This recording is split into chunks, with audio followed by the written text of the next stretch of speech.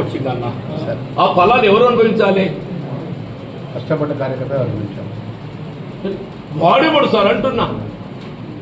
10 ఏళ్ళు ఏదైతే మమ్మల్ని అరిగోత పెట్టుకుని ఏదైతుందో ఇవాళ మళ్ళీ ఏదైతున్నదో మళ్ళీ మాకు పెత్తనం చేస్తా. అభివృద్ధి అని మాకు అర్థం కాదు సార్ అంటున్నా. అభివృద్ధి కాంగ్రెస్ వాడు చెప్తారు మీరు అభివృద్ధి చేయరా, మీరు మంజూరు చేయరా? మీరు అట్లయితే సిద్ధాంతం పెట్టుకున్నారా? ఓన్లీ పార్టీ ఫిర్యాదు చెప్తే నేను పని చేస్తా అని చెప్పని పెట్టండి, బోర్డు పెట్టండి. పార్టీ ఫిర్యాదుదారునికి అవకాశం, ప్రతిపాదన.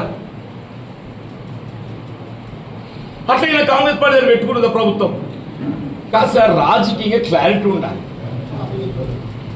ఇప్పుడు మనం యుద్ధం చేస్తుంటే మనం ఎవరితో యుద్ధం చేస్తున్నాం అనేది క్లారిటీ ఉండాలి. ఉండదు సార్. మనం ఏ పక్షం ఉన్నాం? మనం శత్రుపక్షం వచ్చి మనం పక్కన సొచ్చి వాడు పక్కన బల్లం పెట్టి కొడుతుంటే ఎక్కడికి వెళ్ళి కొట్లాడతాం? ఏముందని కొట్లాడతాం?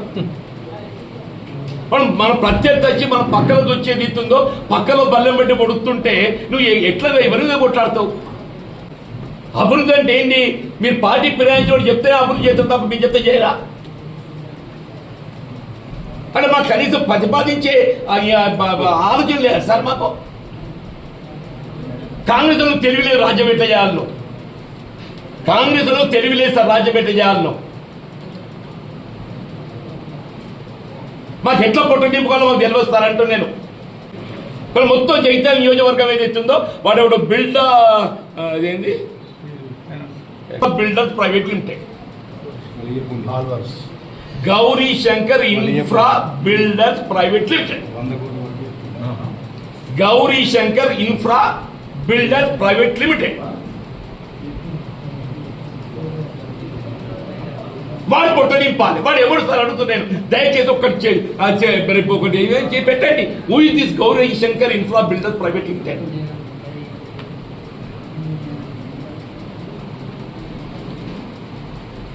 మున్సిపాలిటీల వర్క్ వచ్చినా వాడే చేయాలి, వాటర్ వర్క్స్ వర్క్ వచ్చినా వాడే చేయాలి, గోదాములు వచ్చినా వాడే చేయాలి. ఏ సార్ మరి చేసుకోవాలి, బతకని మనకి ఆశ ఎక్కున్నట్టు బతకని సార్. కనీసం మా రాజకీయ హక్కులు మేమంటే మా రాజకీయ హక్కులు అడుగుతున్నాం సార్. మేమంటే మా రాజకీయ హక్కులు అడుగుతున్నాం. మా 4 దశాబ్దాల పోరాటాల ఫలితం సార్ ఇది అంటున్నాను నేను. ఇది మా 4 దశాబ్దాల పోరాట ఫలితం సార్ అంటున్నాను నేను. తేలిపోతుంది సార్. వారం 10 రోజులు ఎలక్షన్ డిక్లేర్ కాగానే ఇటు ప్రభుత్వ పార్టీ ఏది నిర్ణయం తీసుకుంటుంది. కానీ మనిషిని ఏదైతుందో మానసికంగా హింసించద్దు సార్. మమ్మల్ని మీరు మానసికంగా హింసిస్తున్నారు. ఎవరైతే కాదని ఒకటికే కథం చేయండి సార్ అంటున్నాను. ఎవరైతే నిర్ణయించుకో ఆ పాపం వాళ్ళ దక్కుతుంది సార్.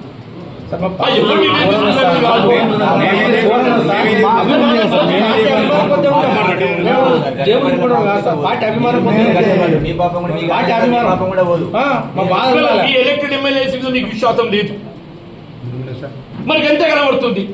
వీళ్ళు 20 మంది సభ్యులు ఎక్కువ ఉన్నారు సార్ అధికంగా. వీళ్ళు కాంగ్రెస్ పార్టీ ఎలక్టెడ్ ఎమ్మెల్యేస్ కును బీఆర్ఎస్ మధ్య వ్యత్యాసం ఏదైతున్నదో ప్రతిపక్షాల మన మధ్య 20 సంఖ్య ఉంది సార్ అంటూ నేను. ఎంఐఎం ఇండిపెండెంట్ పక్కన పెట్టండి. మన పార్టీని మనం చక్కగా చూసుకోకుండా నేను వాడేవనా తీసుకెళ్ళి పక్కన పెట్టుకుంటే వీడు ఏమైనా మంచిదంటే కాంగ్రెస్ వాడిని మీరు అది చేస్తాం కదా సన్నగా అర్థం కాదు. ఢిల్లీలో కూడా ఈ విషయం చెప్పింది కదా సార్. కేసీఆర్ ఇన్ఛార్జ్ ఈ విషయం చెప్తుంది.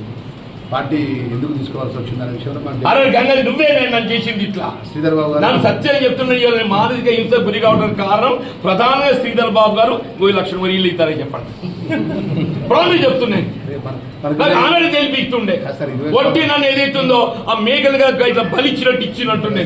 పార్టీలో కలిసి పని చేసిన కాబట్టి మీరు మీకు దుఃఖం జరగద్దని మేము ఏమైంది జడ్జిమెంట్ ఏమైంది అంటున్నా అదే సంవత్సర కాలమే కాదు సార్. నేనేమంటాను నా కొరకు అడుగుతాను. నాకే పదవి అక్కర్లేదు సార్. మీ గురించి కాదే దయచేసి నాకే పదవి అక్కర్లేదు సార్. మీ గురించి నేను చెప్పిన మా ఊళ్ళకు నాకు కావాలంటే 24 గంటలు పట్టుకొస్తా అని చెప్పి నేను 24 గంటలు బుక్ చేస్తే ఎక్కేస్తా అని చెప్పి నేను. నాకు కాదే నా కార్యకర్త హక్కులు నేను కాపాడాలి. మరి